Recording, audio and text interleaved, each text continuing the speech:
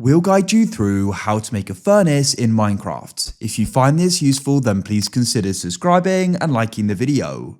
In order to go and smelt ores or cook food, amongst other things, a furnace is needed. To get started, you're going to need a crafting table. To make that, you need to have 4 planks, which you can get from making a log into planks. And here we have it. And then what we can do is go and place it down.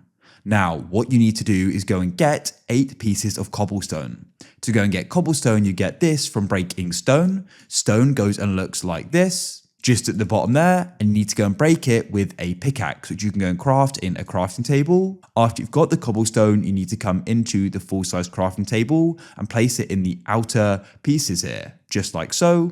Leave the middle one empty, and there we have it. We've got ourselves a furnace, and then what we can do is go and place it, and we can go and put items in it and start smelting items. If you found this useful and want to see more, then please consider subscribing and liking the video.